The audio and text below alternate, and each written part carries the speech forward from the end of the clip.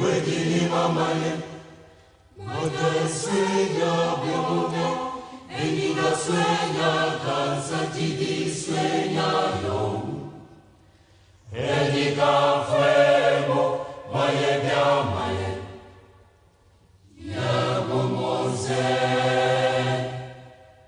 ya bomose, ya mabamo, mo, eniga fumo, mo, osabere mo, okubano mwenge mo.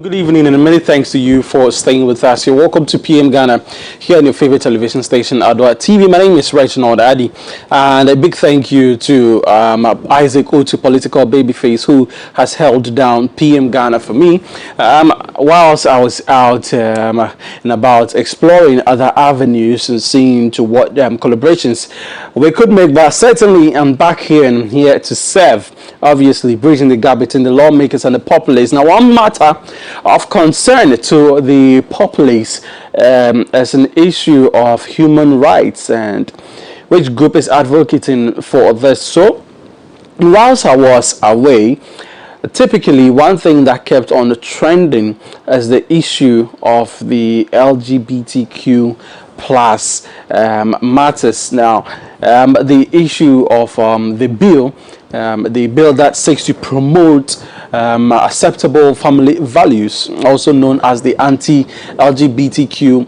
bill in Ghana, resurfaced because some conversations about the society again came up. Now, there was a divide actually. Now, some religious persons advocated and put in pressure on the leaders of the country to fast track the bill into a law. Now, some other divide as well, that is some lawyers, elected lawyers, and some academia also pushed that they were worried. Now, this group was led by lawyer Kutuampao, who expressed worry over the violation of human rights which the bill seeks to impose, the violation of human rights which the bill seeks to impose. Now, he says that, as lawyer Akoto says, that the bill violates virtually all the key fundamental human rights guaranteed under the Constitution. He says that these rights include the freedom of speech and expression, the right to assemble, freedom of association, and the right to organize. Tonight we're going to find out what is the divide actually, because now society is thinking that people, or this sect of people, the lawyers and academia, or those who would call the allies in society, are advocating for the right of they are advocating for the legalization of LGBTQ plus persons or society or whatever it is, which several parts of our constitution frowns against. Now, the constitution frowns against these in several aspects. There is sodomy, there is what's not, and what have you.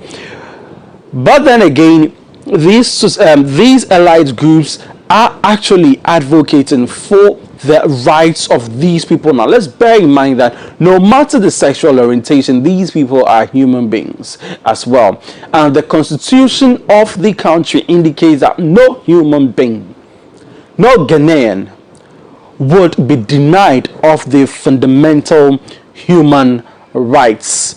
As to whether it's stated that the people would be denied their fundamental human rights in line or as a caveat their sexual orientation, we are going to find out tonight when we speak to our guests who will be joining us via the phone lines. We'll be speaking to a lawyer. And so let me quickly indicate that tonight's discussion will be divided into three spheres or three areas. We'll be looking at the religious aspect or the religious point of view when it comes to the LGBTQ plus society, what the Bible says, and the percentage of religious hold when it comes to the influence on such people. Now we'll also look at the legal aspects of the persons in this society. Now remember that somewhere early February, there was a police presence in their edifice, which they have put up to advocate for their rights and whatnot. Now, quite recently, in the Bono Eso region, a man was banished from the society because he was accused of practicing sodomy. Now, not long ago as well, some 21 persons in the country were also arrested for allegedly practicing homosexuality. Now, these are some of the things that we are seeking to find answers to.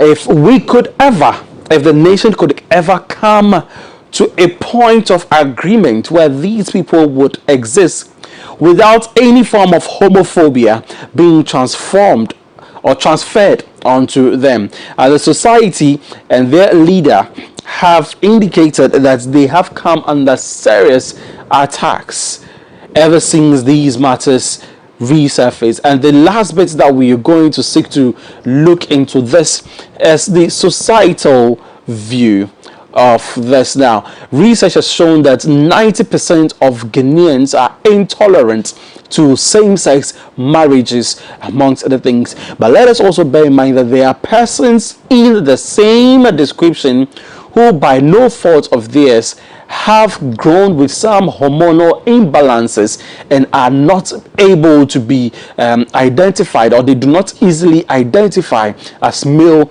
or female, or whatever have you. So tonight, if you will stay with us, we'll be looking into these areas: the legal, the religious, and the societal aspects of all that encompasses far as LGBTQ plus society is concerned. My name is Reginald Adi, and this is PM Ghana. Do stay tuned. Go for a quick break, and we'll come to delve into this.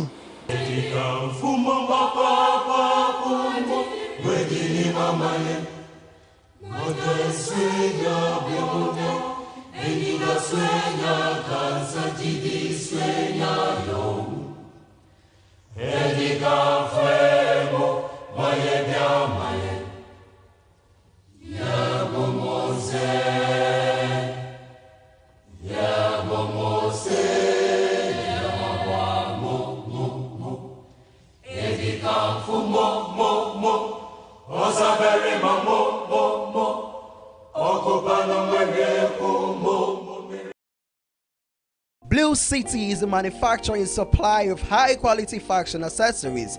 We design and make quality bow ties, flying ties, lapel pins, ladies' brooches, fabric necklaces, African wares, and so much more for your weddings, schools, institutions, bands, choir, singing groups, individuals, and so many more. We use both African prints and foreign fabrics to make your beautiful accessories for you. Oh yeah! Contact us via call or WhatsApp or SMS on 0240-926-564. Locate us at Odoko Official Town opposite Emils Preparatory School. Check us out on social media, Facebook and Instagram at Blue City Fashion. Blue City, creativity and style.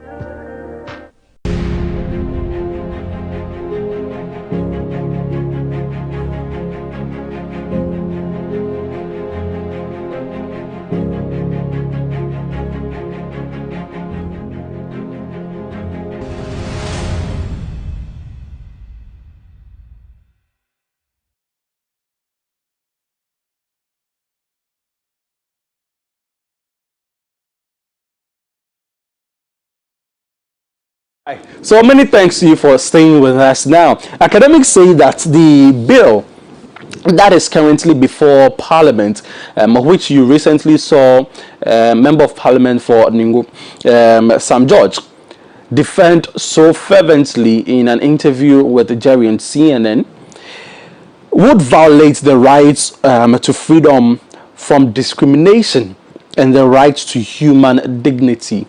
The entire argument with Sam George was on the basis of human rights, human freedom, discrimination, and the punitive measures that have been slated in the bill waiting to be passed as law. This is not only a Ghana problem or a Ghanaian problem, it is actually an African problem. Across the world, the globe, Africa is the continent that has posed a lot of challenges and is highly intolerant to LGBTQ plus communities. Now, let me also say that in my visit to the South Africa, the indication that came up was South Africa is the only African country that has legalized gay marriage. The rest of the continent, the rest of the countries, the continent, well, several concerns. But let's go straight to speak to Apostle Kwesi Appiah, looking at the religious aspects of living with people within the LGBTQ plus confines. Apostle, good evening and thank you for joining us. Hello, Apostle. Hello, Ragnar. Yes, good evening. How are you doing? Oh, by the grace of God, I'm doing well. I hope you got up. You have just 1 minute left. Hello, well, Apostle, we'll try and get Apostle back on the line with a few technical challenges there. But we will look at the religious aspect of this because it goes in line with our constitution. Yes, if you look at our constitution again, it mentions in the name of God. That is the preamble of the constitution, in the name of God. Now, this tells me that to a greater extent, the constitution of the country is enshrined on some level of religion. Now, obviously, research has indicated that Ghana in itself is a highly religious country.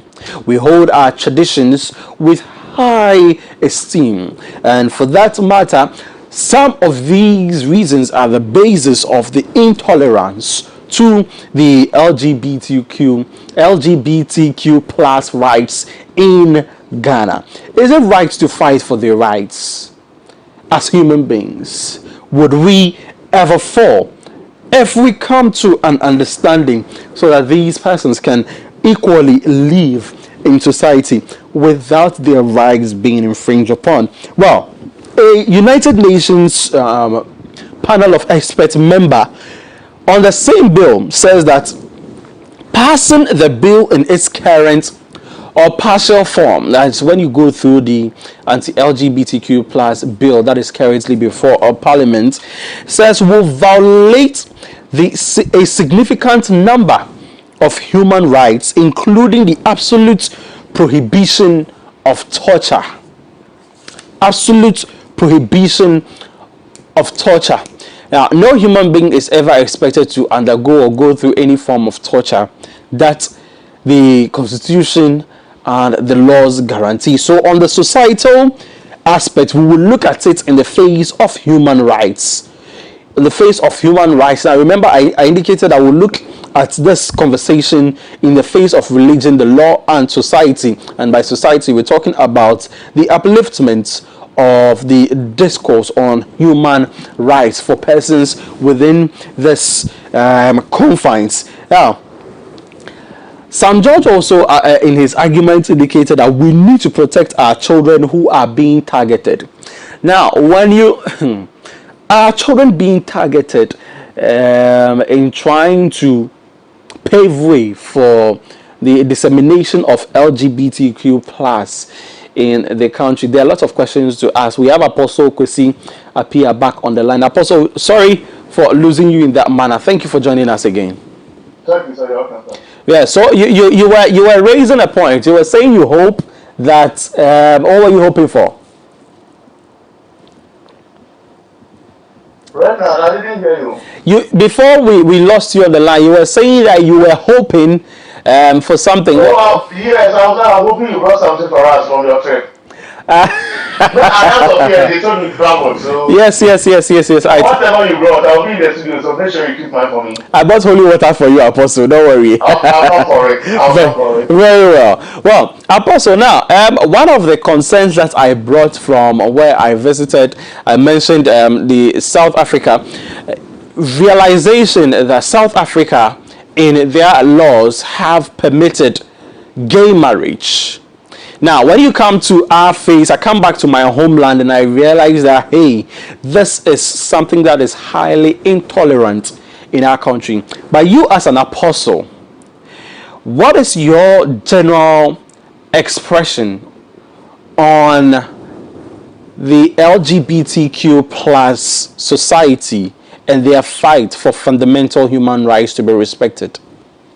All right. Thank you very much. And let's also say a very good evening to Terry viewers of Adoatv. I'm glad you mentioned South Africa. I think South Africa in 2006 happens to be the first African country to legalize same-sex marriage. Exactly. And they also put in their constitution to protect against discrimination based on against people based on their sexual orientation. Yes. So they did that. And I think we have other 4 African countries that have joined them.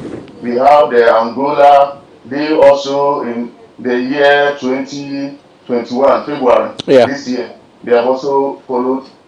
Then I think Botswana, also their high court, also just recently they criminalized both male and female same-sex relationship in 2019. Yes. Then we have Mozambique also in 2015. They also joined. Lesotho have joined in 2010. So yes, we have other African countries who have joined. But the truth is, you see, when you check what is happening, I believe the conversation needs to be based on a lot of things. As you rightly say, you have the religious element, which as a man of God, and I believe most of the pastors, especially Apostle Carolina of the Church of Pentecost, have said that, and you let me quote Apostle Carolina, he said the whole world is a sovereign state owned by a sovereign God, and the creator of the world reserved the right to determine how his creation should live. It is not up to other Christians to show us how we should live. What he's trying to put across is that, you see, recently people were just arguing why if people are just have decided to sleep with what they want or do whatever they like, that doesn't concern us. The simple question is that all these years, even our laws, we didn't have some of these issues. In terms of maybe people trying to fight anybody. But we know how the West is now putting pressure on our government. Are you getting it? They are not putting pressure. So the question is, if you are playing your drum and you are dancing in your house, which I'm not bothered by, but the moment you are forced to push it into my entrance to come into my home, then I have to fight you back. That's what is happening now. You understand? So I remember I listened to some George interview with CNN, and I think they were making reference to the fact that in 2019, a meeting was held about this proper human values. So maybe that brought about this bill. And he said no. The bill is a direct response to their opening an advocacy office. You understand? The moment when you're doing something which is bad, and you're not talking about it, but when you go to that extra mile to now find a way to now move it as like going to do a crusade on it, then we need to now stand up. So this is what is happening now. So we shouldn't look at it from as a big or from the fact that, oh, perhaps why are we crying? We are crying because now there's a scheme, there's an agenda, a grand agenda to push this on our neck. That's what there's one that's that's what we see Apostle and the rest, they all raising up low. If you don't take time, we'll be there. I was reading something. They have organizations in Ghana here, these gay people. There are people, they came in as NGOs. There's one organization that they call Ratify Ghana. It's a local LGBTQ group. Their job here is to advocate. There's another international organization called Outright Action International. In fact, I read something I was so shocked. Do you know they have a permanent seat in UN? That's a world organization. Their job is to advocate for this LGBT across the world. So it's a serious thing that we are talking about here. Now, when you look at this, it has a lot, it has economic implication. Do you know in the last year, 2020, we spent 200 million to subsidize for this anti-retroviral drugs. Jata said so. Jata highlighted that in the interview. Yes, and the question is this. Do you know most of these people? Because personally, I went on a sister station, and they interviewed me on this LGBT issue, And I threw a challenge that as much as some of them have engaged based on maybe some economic issues, some of them because of money and other things, we need to find a way to really pray for them. So I did a program for them. Almost all those who came for that program, for the prayer session, almost all of them had HIV.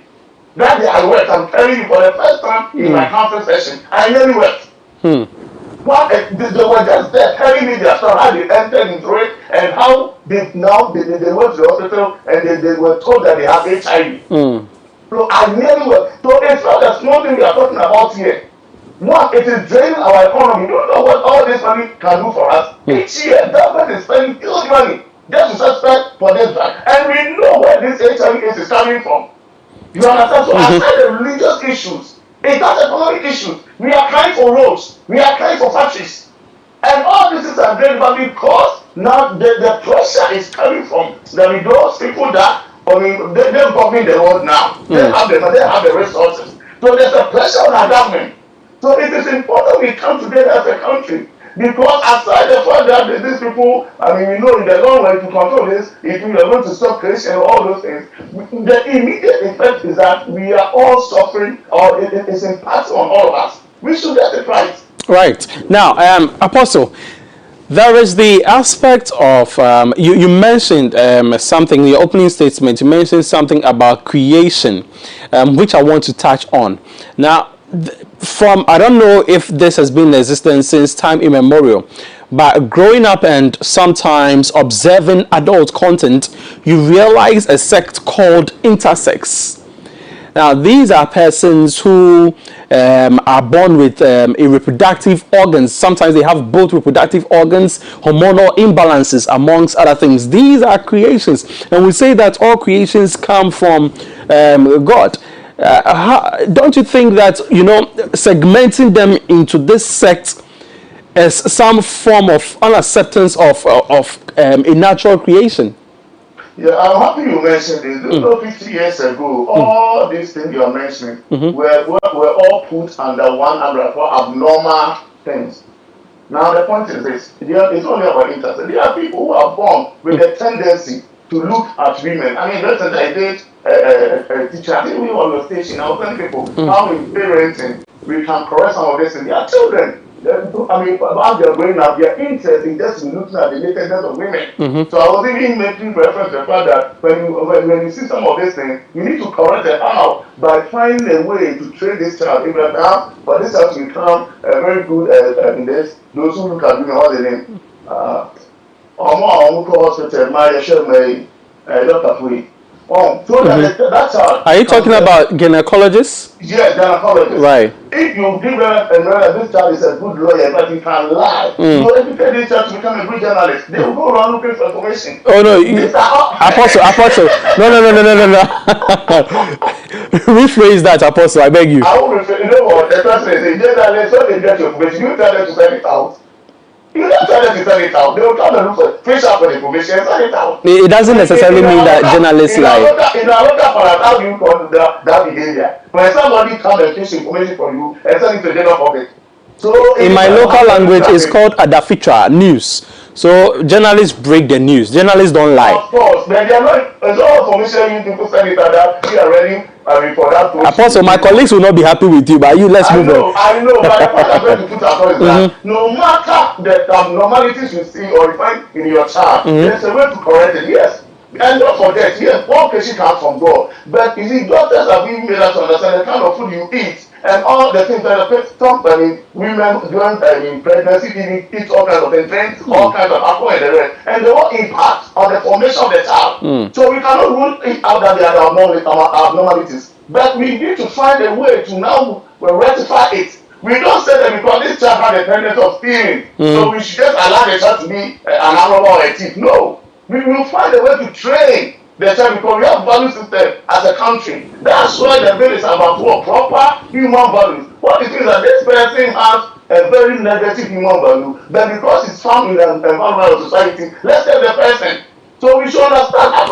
Well, Apostle, are you aware that recently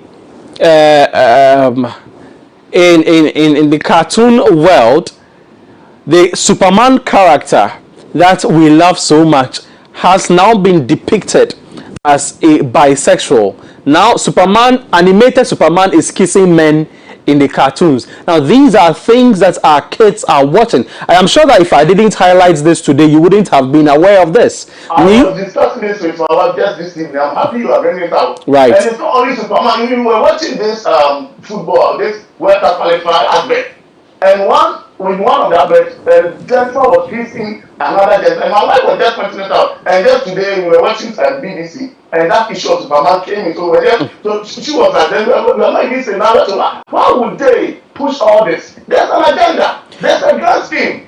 You understand? They are trying to push this on us. With every energy they have now. You see, I mentioned about this institution that I said they had a permanent seat in UN. In UN. You understand? Do you know when we started with this bill? They held a meeting and their proposal is that they need to use all legal means to make sure that this bill is thrown out. That it will even reach the voting stage. So there's a grand scheme. And that's what I'm saying. Yes, we need to rise. And you shouldn't just say the thing.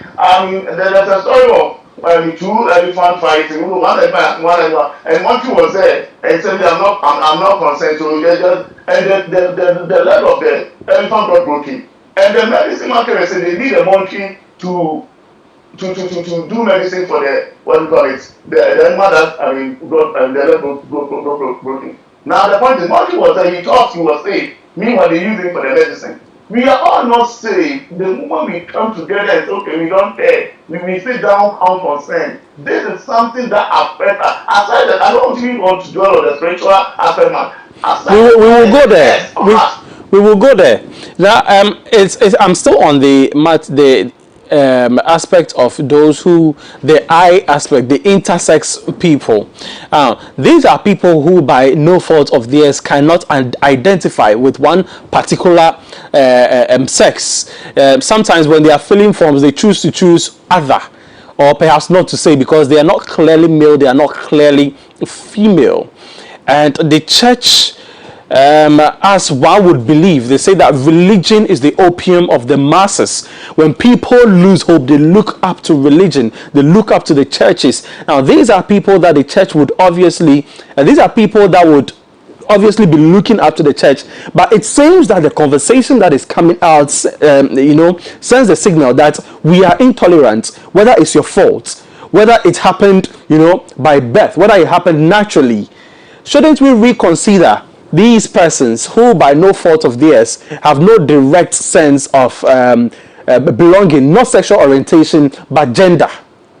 Right now, you see, when I hear people say we are intolerant, I'm surprised. Right? In my office, as I told you, even the prayer session I held for these people, none of them was told or we didn't beat anybody. We understand they are our brothers and sisters. So the church, we open our arms, but we don't support that behavior. We should get it right. We like them as people. They are part of us. But we don't, so that's the same thing. Like I said, the point that you are my son and you have the tendency of stealing. Me, I will love you as a son, but I have to train you, correct you, put measures in place to make sure you move from that behavior of stealing. That's what we are doing. So the church, we are not ignorant, we are not accepting them or receiving them as brothers. We are doing everything. People are telling you the number of people who come to us. Some people come and they have the tendency of stealing, prostitution, all these kinds of things. We pray with them, we teach them, we do all kinds of things just to correct that behavior. The church is doing that. You understand? But at the point you're brought into where we see how people are now forcing that they are pushing it on us. That's where we also coming outside our job or what they're doing. To pray and help them to also support this bill. That look, we need laws because every day is running by laws. As a pastor, I want that I can do to pray and help you. But when people are now making it a legal issue, that look, it's not normal. It is not something that is normal. For I have to know. How can somebody say, yeah, I don't even know where to sleep with. I can decide to sleep with a tree. I can decide to sleep with this.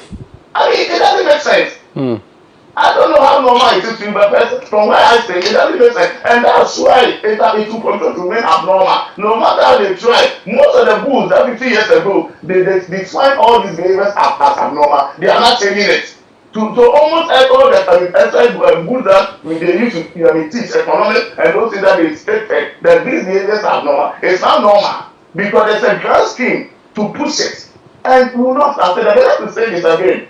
It's not just about people pushing it, but it has a spiritual issue because there are some people in occultism and the rest. They need, because if you tell a human being, the animal and the art of the animals is the powerhouse of every human being. If you understand, I mean, you understand some of these things. So sleeping with them now, you are drawing power. You understand? Can you It goes beyond what the church we are having, Rev, Apostle, can you explain further when you say the anal part is the powerhouse of? Yes, in the spiritual realm, you get opportunity to speak to these people who are in occultism and the rest. To draw power from a human being is through the anus. You understand? So almost any pastors who have engaged themselves in some of this and the power issue, some of them even sleep with their wife through their anus for their powers. Yes.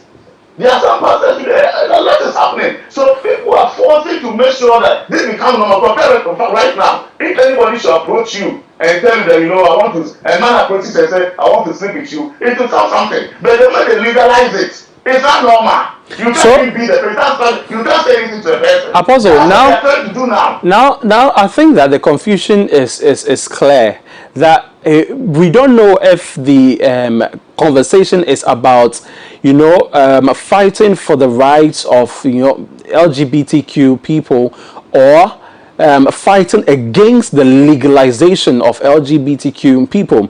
Now, when you listen to the lawyers led by lawyer Akoto and some academics, they are speaking on the aspects of human rights. Now, human rights, I mean, every human being should have access or should enjoy all of these human rights, regardless of their sexual orientation. Because like you said, some pastors, even as you put in the spiritual realm, if they want to draw power, have anal sex with their partners. However, these persons are not being sidelined or, you know, inculcated into the LGBTQI. They are living freely, enjoying all the fundamental human rights because they are seen to be married the acceptable way. But what they do behind is unspeakable, of just as you have said. Now, these same LGBTQ plus people are saying that when they think of normal people who have normal sex, they don't think about their sexual orientation, but they think of them as human beings. Can we forego that sexual aspect of their being and consider them as human beings, you know, who are existent, and also fight for their human rights, but not for legalization of their sexual orientation? Apostle? You see, I don't know much about football, but the little I know about football is that the best form to defend is to attack. Okay. When you see that there's a pressure coming on your government to do some of these things, then the best form is to rather. So that's what today we are also pushing for the legalization of this, the antidote, just to make sure they don't even get the chance to come and legalize it or not. Now, another thing is this: you see, when they look at us, as women, not our sexual. The point is this: when you are a man in living a country, recently some of the TV stations, they brought in some people, this and the other people who have changed their sex. Some were men and now they changed to women. I don't know whether you see some of these people. Can you imagine? I know you in this community right now. I know you, and the next time I meet you, you are now wearing wig and you have breasts now and this. How do you want me to look at you now? But Apostle, the Bible says that I knew. The Bible says that you should do not judge, so that you wouldn't be judged. I'm not judging you. I'm asking you a question that look. I know Reginald. This right now I know. Now next time I come around, I see Reginald wearing wig, earrings, and all kinds of things. Now you're a woman. So I want you to look at you now. I look at you based on the person I know. Now, unfortunately, I can't go Reginald now because how your name too must have changed. You understand? We are defined by our sex. We shouldn't run away from this thing. We are defined by our sex. We understand. So in this conversation, we need to now understand that look, it's not about we trying to attack people, and like the church will always and will continue to play our role. But as a country governed by law, we need to make sure our laws.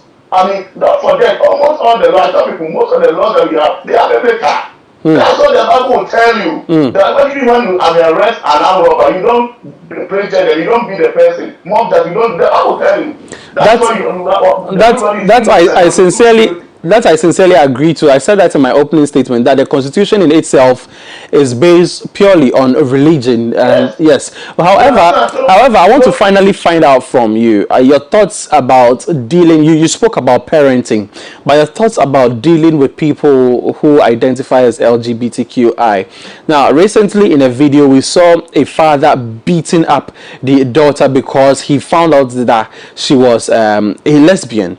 Now, in some other news, a pastor was beating the demon out of a person because person was found to be homosexual. What is the best way to deal with it? Should we look at this spiritually, psychologically? How do we deal with, even as we kick against? Every human being operates on three levels. We operate as spiritual beings, we are psychological beings, and we also sociological beings. Three levels. Right. And the society also impacts because the election process. So the environment you live in can also impact on you. So if you're a parent, you should understand this. That all this level can impact on you. So whatever a child is putting on a behavior, you need to understand the source. Is it from the environment? Is it a spiritual thing or is it a psychological thing? If it's a psychological thing and you are not a psychologist and you don't understand psychology, you can't help. Because in dealing with some of this, you need empathy, emotional intelligence to even some of these things. So it's not just about beating, you need to put yourself in the person's shoes.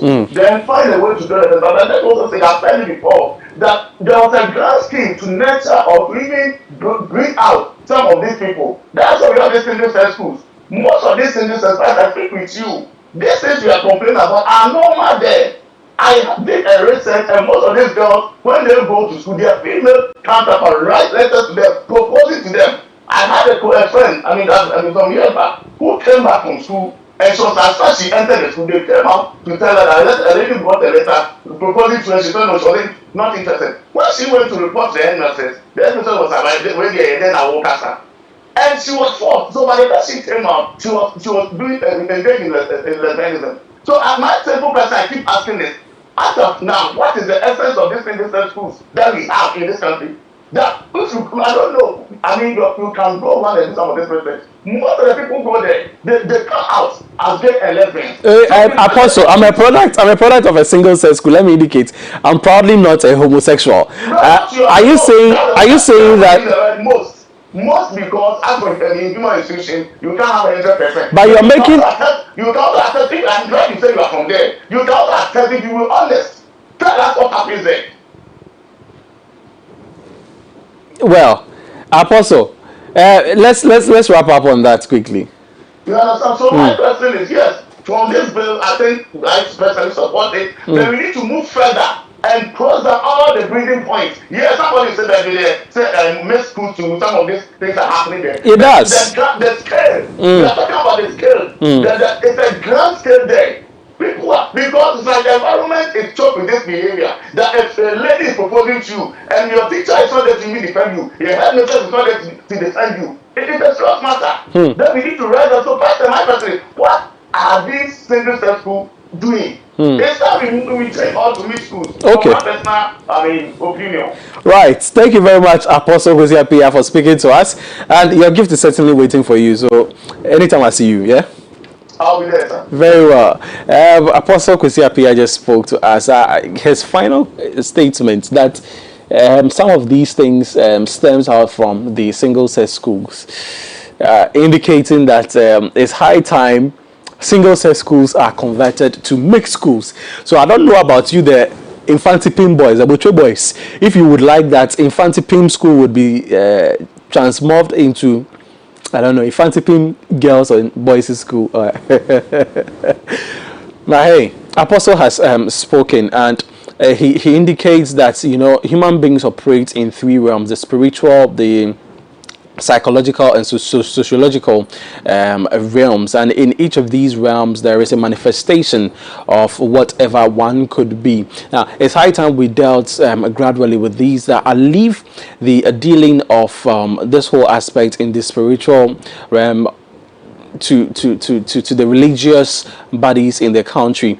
These same religious bodies, I think, in their bid to fight the sociological aspects, went ahead to compile some signatures to expedite the passage of the anti-LGBTQ plus bill into a law. Now, many analysts have also come out with the conclusion that at this point, the hand of the president himself, Nana Addo Dankwa Akufo-Addo, is tired, and he finds it difficult to pass this into law, because he could veto the bill into a law actually, but there seems to be a dilly-dally in there. Now, I remember certainly very well that when His Excellency was being sworn in into second term in office, he made a promise to protect human rights. He himself is a human rights lawyer, trained all the way from London, and he indicated that he was going to fight for the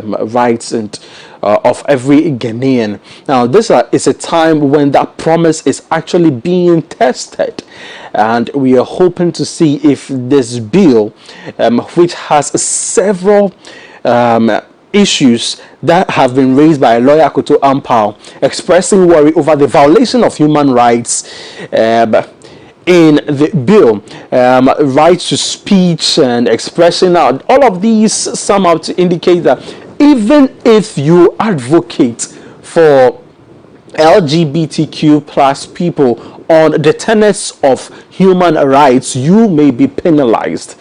It is in the bill in there, so we need to carefully look at that bill. Perhaps that is why it is delaying, and not that His Excellency himself doesn't know how or where to go about that very well. You're still watching PM Ghana here, and I indicated that we'll be looking at this in 3 dimensions. We just looked at the religious dimension. Now let's look at the legal dimensions with our guest, who is a legal practitioner, Amanda Clinton, who is on the line to speak with us. Hello, good evening, and thank you for joining us, Counsel. Good evening. Well, so we've been speaking on the LGBTQ plus matters, and recently some lawyers and some elites in society spoke about the violation of human rights aspects that are in the bill that is currently waiting approval. Before we go into that proper, I want to find out from you, is there any reason to criminalize homosexuality? In my personal view, no. I don't think it's.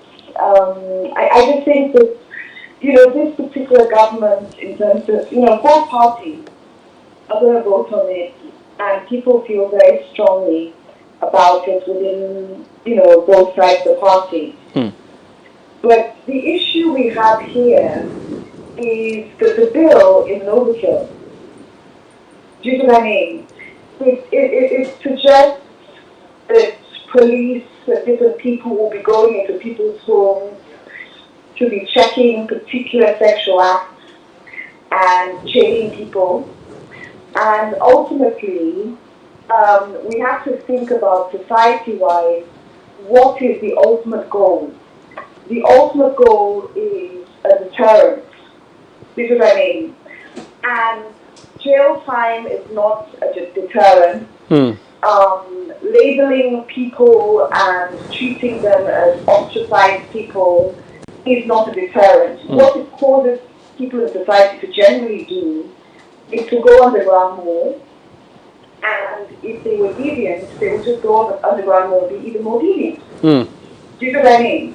So, as a society, we can say that yes, we are a very moralistic society, we're a very sort of Islamic society, we're a very Christian society. We don't condone that, and that is the general consensus. So that is agreed. But if you are looking at deterrence, criminalization, putting people in jail, suggesting that somehow the police can go into people's bedrooms and determine the act, and long-term jail time is going to dissuade a next generation from engaging in such things, it's just going into the dark ages. But if we are going to promote a society that says we as Ghanaians stand as generally heterosexual, we believe in procreation, we believe in expansion and impact in terms of procreating, then we go about it a different way. But this bill, it's not going to work, and it's something that's going to have to be reversed within the next 5 to 10 years if it's passed. Well, are there any legal grounds why you say that the bill is not going to work and would have to be reverted if implemented in the next 10 years? Well, because we're in 2021, and globally, do you know what I mean? It doesn't seem like a bill that works for the 21st century. You know, what it does is it makes people go underground even more. Okay. I truly believe that it's something that needs to be addressed in society, that generally, yes, we are a heterosexual society, and we believe in certain things. But putting people in jail and going to people's bedrooms is something from the dark ages. Right. And the reason I say this is, if, for instance, the LGBT community did a comparison in terms of any time in the 1960s, 1970s, 1980s, 1990s, that laws were particularly harsh. For instance, 1980s, United States of America, there was the AIDS pandemic or epidemic, and there was a very sort of strong stance about what was going on in San Francisco, etc., etc., and there was this massive pushback. Did it help the AIDS statistics and everything else that was going on? It didn't. You know what I mean? Yeah. So what we push against, we actually bring more about. So as, you know, someone in society, not just as a lawyer, I would say that I do believe that genuinely, you know, Ghana is a heterosexual society. But demonizing people, criminalizing people, jail time, and, you know, the suggestion of police going into bedrooms is not going to stop this issue or deter the next, you know, generation of people who want to do this. Right, but then the problem is that I'm happy that you admit that Ghana is a heterosexual country on the general. There is the aspects of the bill that, you know, seeks to criminalize LGBTQ community as their, you know, the push for the legalization of LGBTQ in the country, which also makes the advocacy for LGBTQ community in the country illegal. That is what the bill seeks to, you know, impose. Now, in a country that you have admitted is heterosexual, what would be the safest means of living equally, such that nobody's rights will feel infringed? Because these people know that they find themselves in a society that is not friendly to such acts. What would be the way to strike a balance between the LGBTQ and society, the Guinean society? Well, and I think the law as it stands says that a homosexual act, meaning a male and a male engaged in sexual activity, is illegal anyway. Where this bill is perhaps coming from is, I think the LGBT community had a welfare center, and that was shut down. Technically, it was illegal because there wasn't sexual activity going on in a welfare center. No, they had the investigation showed that they had bed, you know, they had beds, relaxation materials in that same edifice. Now, what are beds? You know, what's the essence of beds in such an edifice for? What are they represented? A lot of these people, some of them are homeless in terms of their families have gotten rid of them. This is a welfare group. if you go into other welfare groups such as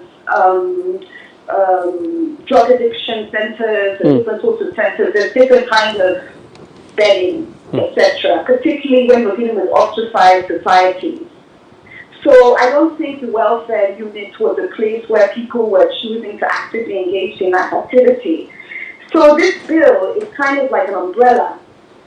Well, if we can't catch them in a sexual act, then we'll just catch them for promoting the welfare of LGBT, and then it'll be like a catch-all. Right. Do you know what I mean? So my point is, I don't think anybody should take such a firm stand, because at the end of the day, it's for Parliament to vote on, and I respect, like, we'll have to respect what the consensus is. What I don't agree with is I don't think the parliamentarians are being given enough information in terms of if this is going to be an all-out criminal act and it's an umbrella of acts that catches a lot of things.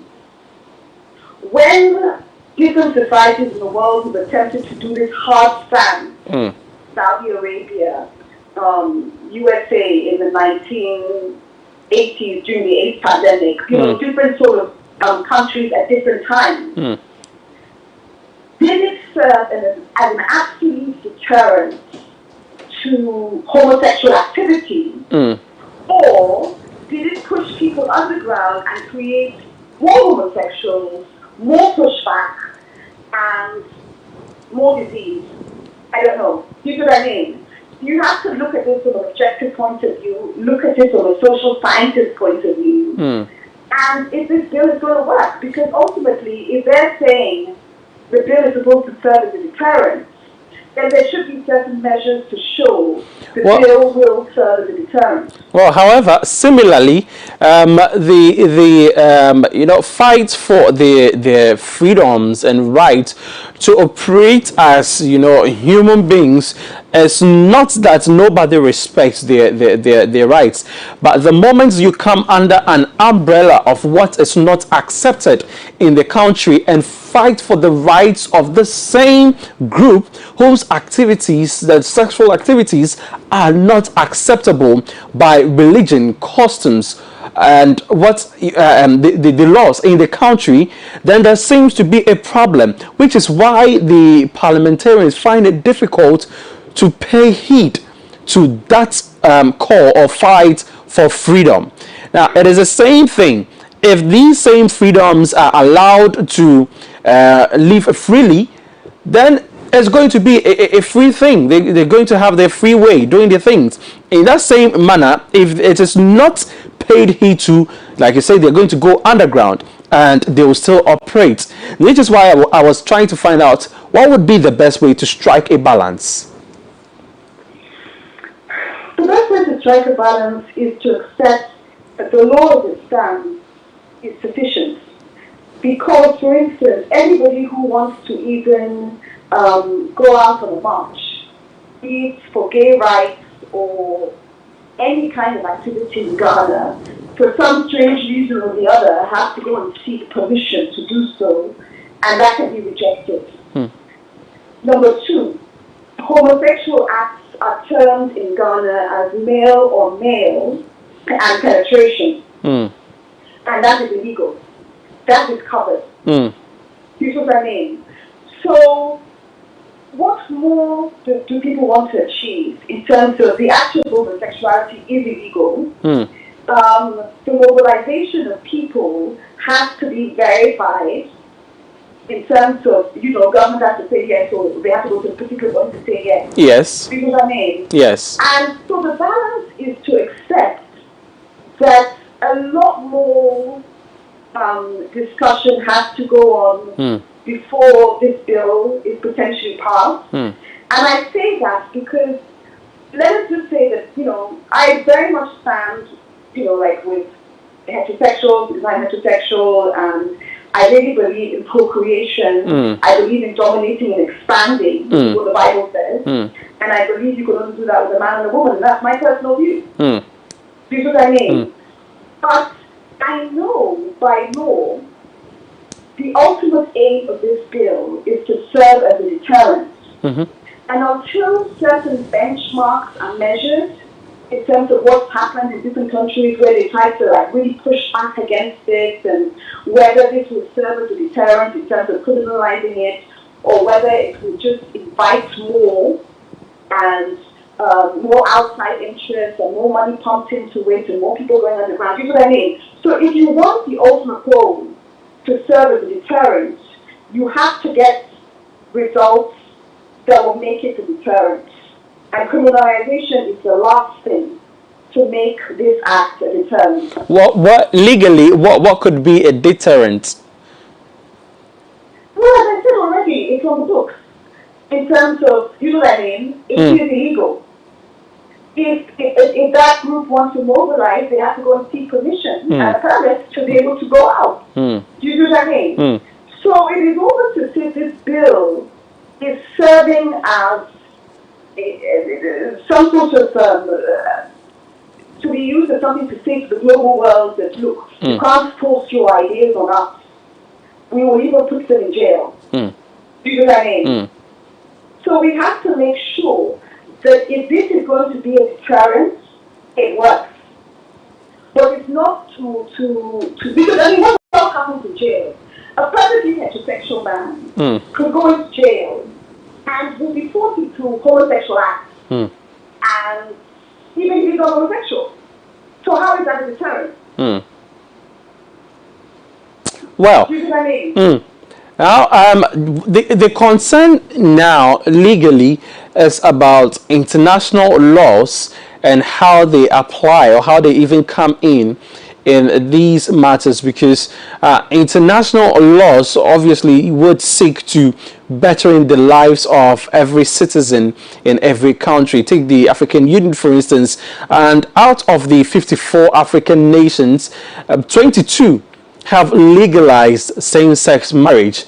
The remaining are still either battling or on the verge of legalizing or not legalizing same-sex marriage.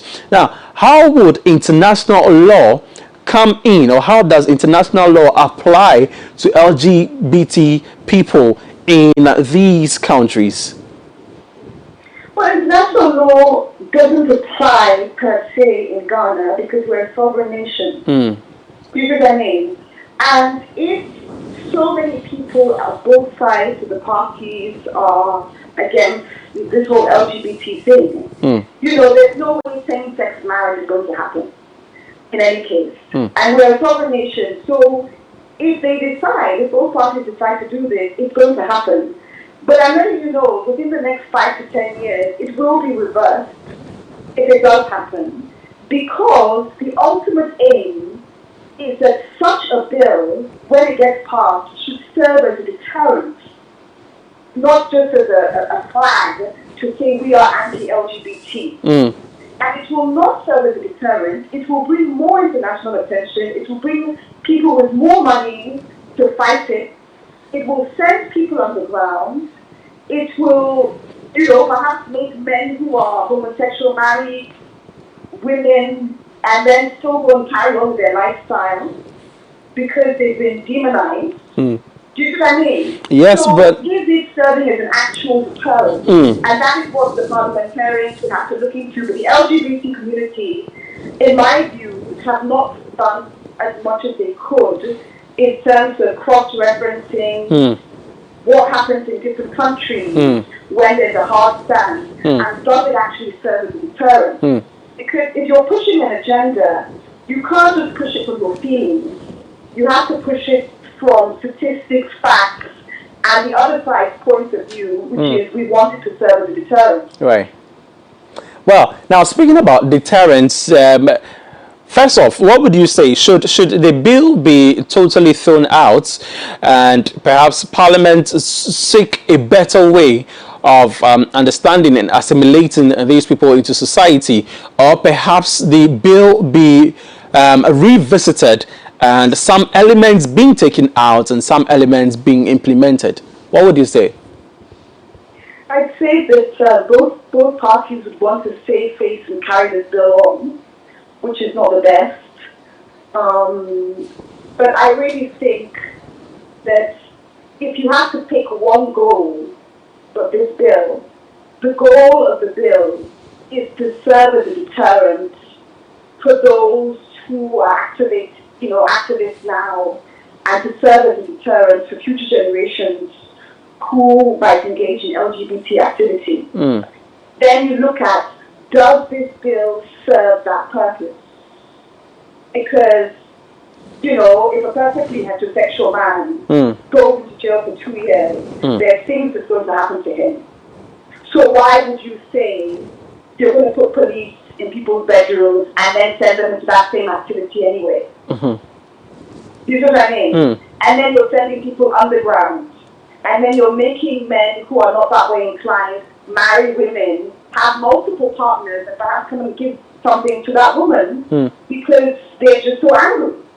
You know what I mean? So if the ultimate aim is deterrence, to serve as a deterrent, then it has to be assessed from a social scientist point of view whether this bill will deter, this group of people and future generations, or what you push against, you get more of. Well, now speaking about deterrence, you know that persons, the LGBTQ society, have come under several attacks, both verbally and physically. Now, this bill also seeks to protect them on that aspect, the attack on people who are suspected to be LGBTQ, and there is a deterrent to persons who perpetrate such attacks in the bill, which is why I'm asking if the bill should be totally repealed or revisited and some aspects be implemented. Well, let's put it this way. If, for instance, somebody's neighbor can report them because, they seem to dress a certain way, and every night they bring a different man instead of their guy, they bring a different man.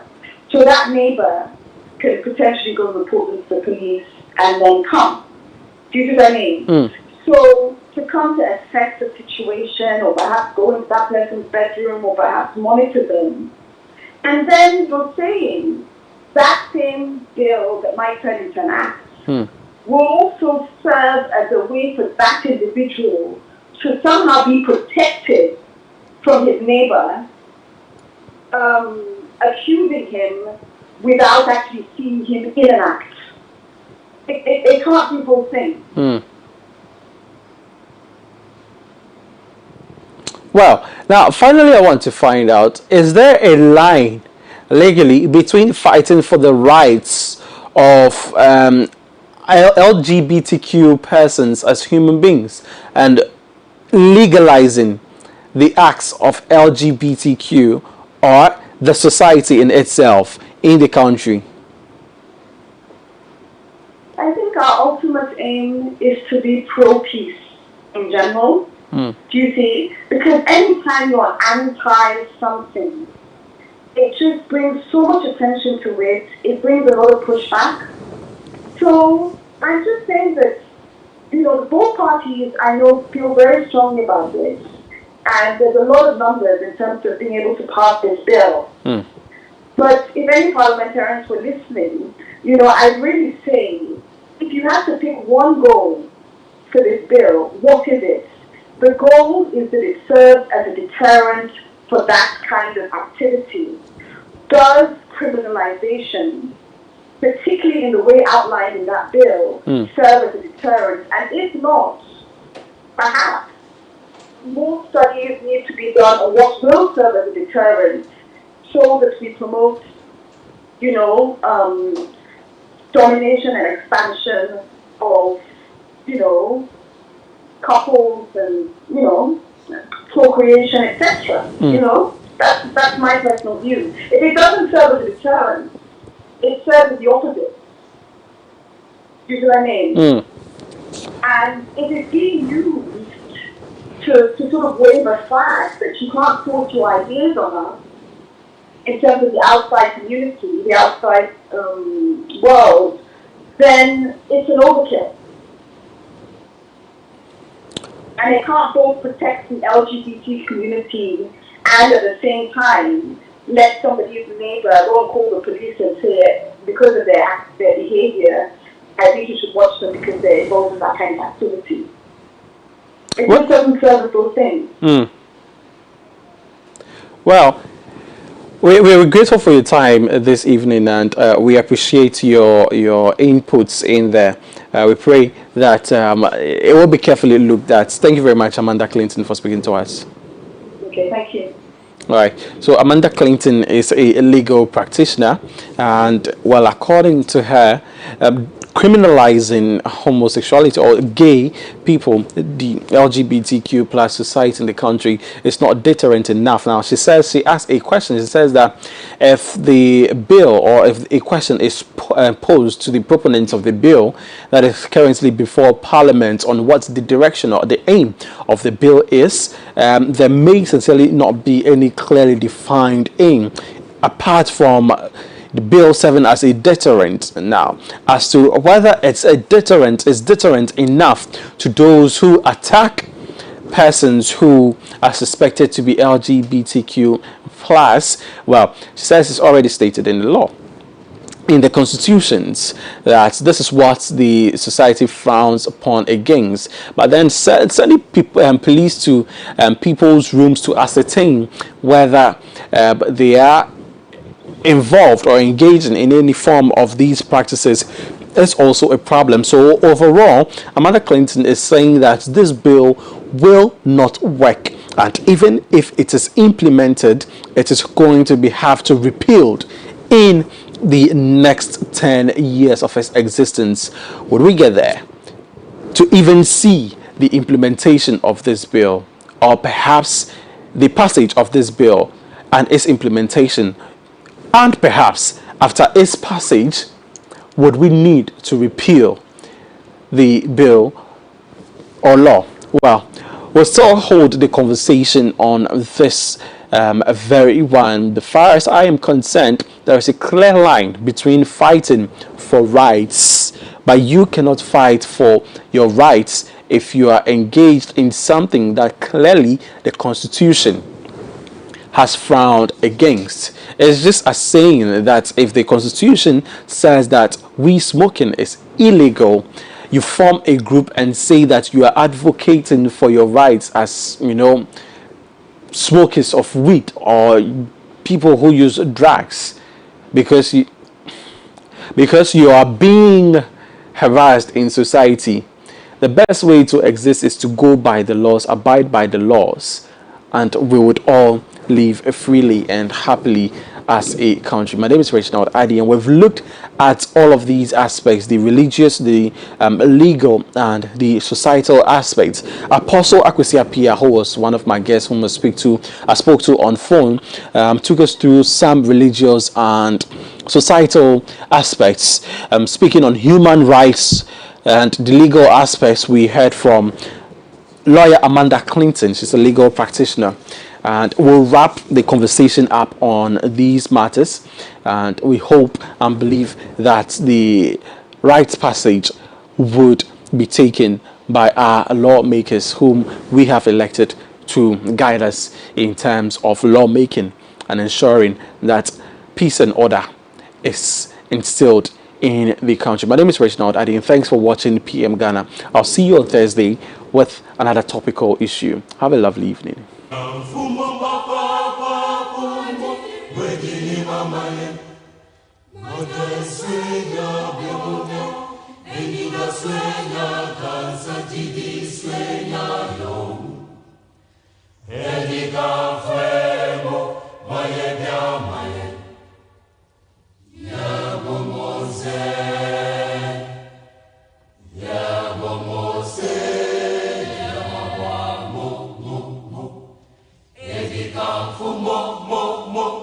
Osa bere mo mo mo mo, okoba no